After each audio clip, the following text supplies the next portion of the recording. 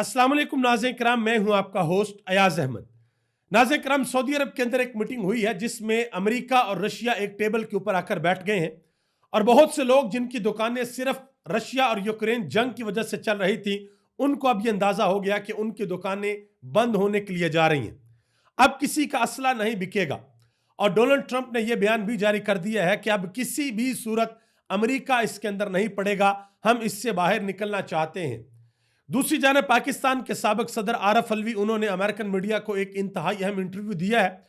उस इंटरव्यू के अंदर उन्होंने बताया है कि पाकिस्तान के अंदर क्या चल रहा है, पाकिस्तान की अदालतें, पाकिस्तान की सियासत और पाकिस्तान की सबसे बड़ी सियासी जमात के सरबराह इमरान खान, उनके साथ अडयाला जेल के अंदर क्या सलूक किया जा रहा है और इंसानी हकूक के हवाले से पाकिस्तान के अंदर क्या क्या होना चाहिए, ये सारी चीजें आरफ अलवी ने अमेरिकन मीडिया को इंटरव्यू देते हुए बताई हैं। इसके अलावा पाकिस्तान तहरीक इंसाफ ने एक मरतबा फिर यह खुलकर बता दिया है कि हम दोबारा डी चौक आ रहे हैं। अगर कोई यह समझ रहा है कि हम डर गए हैं, हम पीछे हट जाएंगे, तो ऐसा बिल्कुल भी नहीं है। हम दोबारा निकलेंगे और दोबारा निकलकर एहतजाज करेंगे। लेकिन यहां पर सबसे बड़ा सवाल यह पैदा होता है कि क़यादत कौन करेगा और जो पाकिस्तान तहरीक इंसाफ के MNAs और MPs हैं, क्या वो फ्रंट लाइन के ऊपर आएंगे या नहीं आएंगे। इसके अलावा कल एक जलसा हुआ है नारोवाल के अंदर और यह जलसा पाकिस्तान मुस्लिम लीग नून ने किया है।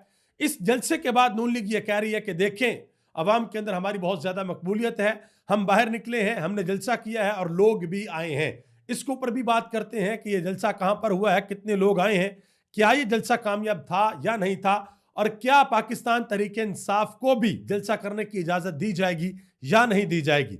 आगे बढ़ने से कबल आपसे गुजारिश करूंगा कि वीडियो को लाइक कर दें, चैनल को सब्सक्राइब कर लें और मेरे उन तमाम दोस्तों का बेहद शुक्रिया जिन्होंने हमारे यूट्यूब चैनल को सब्सक्राइब किया। तो पहले नंबर पे उस मीटिंग को डिस्कस करते हैं जो सऊदी अरब के अंदर हुई है। यह मीटिंग इंतहाई अहम है। सऊदी अरब के अंदर डोनाल्ड ट्रंप ने रशिया के साथ टेबल शेयर किया है, यानी कि वहां पे मार्को रूबियो भी आए हैं और रशिया के वजीर खारजा भी आए हैं। सऊदी अरब की सरबराही में यह मीटिंग हुई है और इसमें यह फैसला किया गया है कि रशिया और यूक्रेन जंग का फैसला किया जाएगा। डोनाल्ड ट्रंप ने इस मीटिंग के बाद एक ऐलान किया है। उन्होंने वाज़ेह तौर पर कहा है कि हम यूक्रेन में अमेरिकी फौज नहीं भेजेंगे, यह यूरोप का मामला है। अब इसमें दो अहम तरीन पॉइंट है। एक पॉइंट यह है कि डोनाल्ड ट्रंप पूरे अमेरिका की आवाम को यह बताना चाहते हैं कि मैं इस मैंडेट के साथ आया था कि मैं जंगें बंद करवाऊंगा। तो उन्होंने पहले तो गजा के अंदर सीज फायर करवाया, उसके बाद उन्होंने यहां पर आकर यह कह दिया कि रशिया और यूक्रेन की जंग बंद होनी चाहिए और यूक्रेन को वाज़ेह तौर पर बताया कि हम इसके अंदर हिस्सा नहीं लेंगे। यहां पर जो यूरोप है वो जाने, अगर आपको सपोर्ट करना चाहते हैं तो वो सपोर्ट करें। दूसरी जानब जो प्यूटन है, उनको बड़ी जल्दी है कि यह जंग बंदी हो जाए, क्योंकि प्यूटन पूरे के पूरे यूरोप को, जो तकरीबन 44 मुल्क आते हैं यूरोप के अंदर, उनको यह पैगाम देना चाहता है कि अगली बार अगर हमसे पंगा लेना तो सोच समझ कर लेना। कहीं ऐसा ना हो कि आप अमेरिका की शाह के ऊपर पंगा ले लें और बाद में अमेरिका खुद पीछे हट जाए कि भाई हम इस जंग का हिस्सा नहीं बनना चाहते। क्योंकि जो बाइडेन ने तो ये जंग शुरू की थी, लेकिन डोनाल्ड ट्रंप ने आकर ये जंग खत्म कर दी है। पाकिस्तान के साबिक सदर आरफ अलवी ने अमेरिकन मीडिया को एक डिटेल्ड इंटरव्यू दिया है जिसके अंदर उन्होंने बताया है कि इमरान खान का चेहरा पाकिस्तान के मीडिया के ऊपर नहीं दिखाया जा सकता। इमरान खान का ट्रायल जेल के बंद कमरे के अंदर किया जा रहा है और पाकिस्तान के अंदर इंसानी हकूक की खिलाफ वर्जियां हो रही हैं। सोशल मीडिया के ऊपर सेंसरशिप है और जब लोग एहतजाज करने के लिए बाहर निकलते हैं तो उनको गोलियां मारी जाती हैं, यानी कि इस तरह की सूरत हाल का उनको सामना करना पड़ता है। अब ये सारी की सारी चीजें आरफ अलवी ने एक अमेरिकी टीवी चैनल्स के ऊपर बैठकर बता दी। तो आप अंदाजा लगाएं कि वहां पर पाकिस्तान तहरीक इंसाफ ये पूरा जोर लगा रही है कि पाकिस्तान के अंदर जो कुछ हो रहा है इसको हम बाहर के मुल्कों के सामने, मगरब के सामने रिफ्लेक्ट करें कि आप लोग कहते हैं जमहूरियत जमहूरियत जमहूरियत, तो पाकिस्तान के अंदर जमहूरियत का ये हाल है। अलीमा खान ने जो इमरान खान के साथ मुलाकात की, उन्होंने बाहर आकर बताया कि इमरान खान ने क्या कहा। उन्होंने कहा जी हम 20 मिनट तक इमरान खान के साथ रहे लेकिन बुशरा बीबी को नहीं लाया गया, तो हमने जेल के अंदर यह एहतजाज रिकॉर्ड करवाया कि अगर बुशरा बीबी ना लाई गई तो हम यहां से नहीं जाएंगे। तो हमें धमकी दी गई कि अगर आपने एहतजाज बंद ना किया तो आपकी मुलाकातों पर भी पाबंदी लग जाएगी। ये बात अलीमा खान ने की है और उन्होंने मजीद कहा कि इमरान खान ने तकीद करके कहा है कि कौम को बताओ कि जो कुछ भी हो रहा है, जो ऑर्डर्स आ रहे हैं, ये डायरेक्ट आर्मी चीफ की तरफ से आ रहे हैं।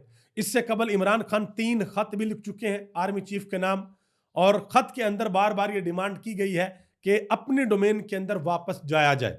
तो अब इमरान खान अंदर से अलीमा खान के थ्रू ये कह रहे हैं कि कौम को ये बताओ कि जो कुछ भी हो रहा है ये ऊपर से ऑर्डर आ रहा है और उस ऑर्डर को फॉलो किया जा रहा है।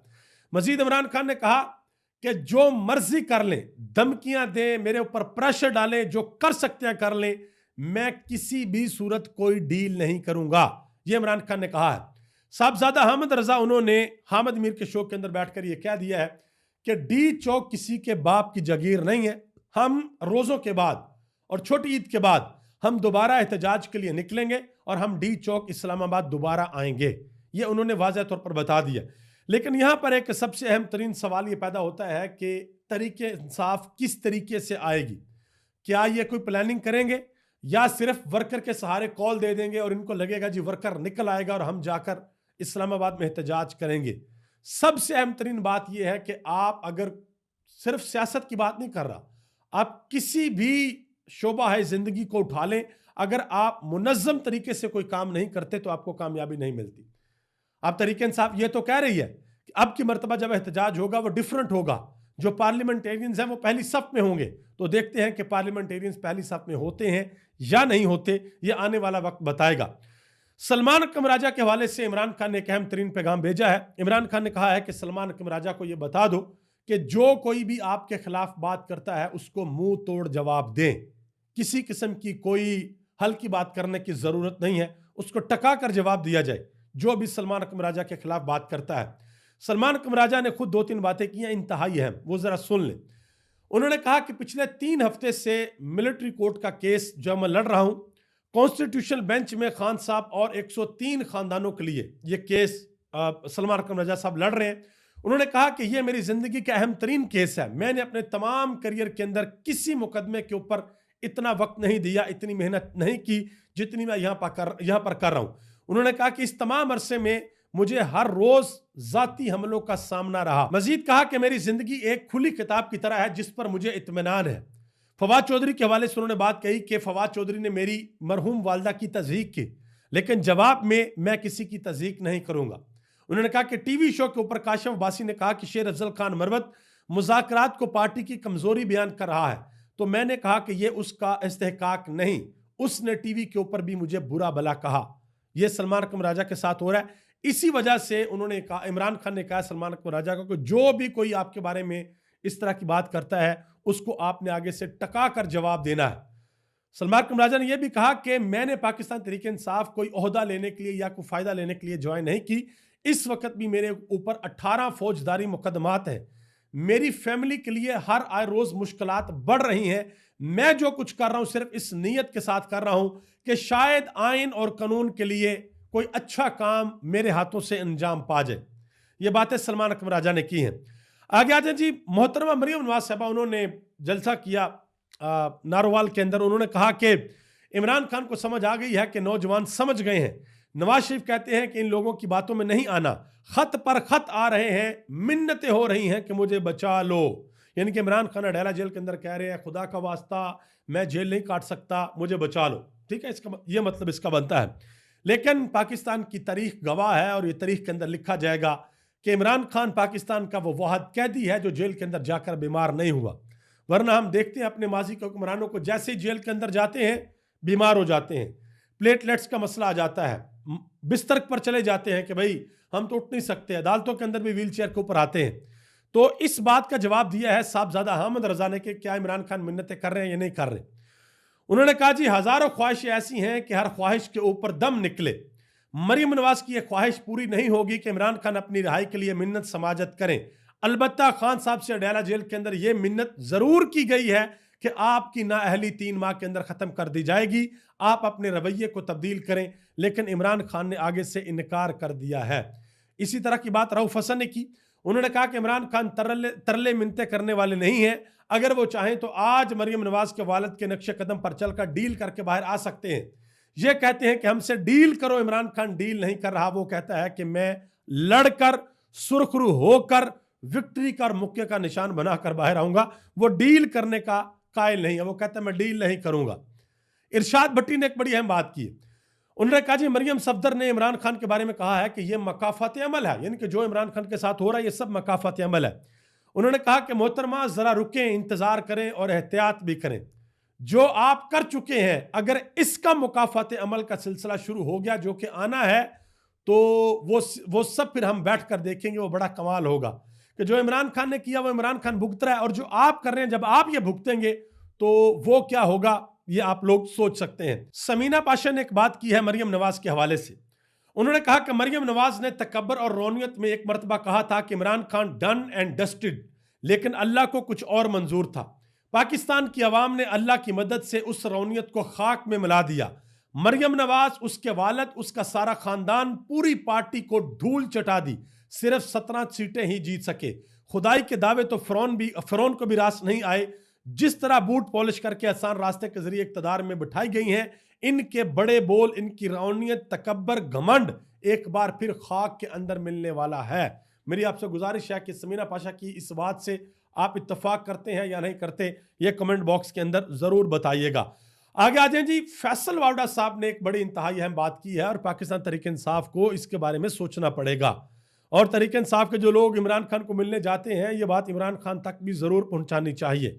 फैसल वावड़ा ने कहा कि जुनैद अकबर तहरीक इंसाफ का खड़ा और खरा वर्कर है। उन्होंने कहा कि आप लिख लें, वो गैरतमंद आदमी है, इस्तीफा देकर चला जाएगा। ये सब मिलकर उसको फेल करेंगे।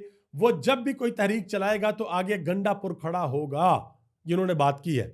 तो मेरा ख्याल है इसके ऊपर जुनैद अकबर खान और गंडापुर साहब दोनों को बयान जारी करना चाहिए कि उनका आपस में जो इत्तफाक और इत्तेहाद है उसका लेवल क्या है। मजीद फैसल वाडा ने एक और उन्होंने दावा किया जी। कहते हैं कि हुकूमत अकड़ी हुई है, तहरीक इंसाफ लेटी हुई है। एक फॉरवर्ड ब्लॉक आ रहा है, ना एहतजाज होगा, ना मरना होगा, ना धरना होगा, सब बच्चे बनकर चलेंगे।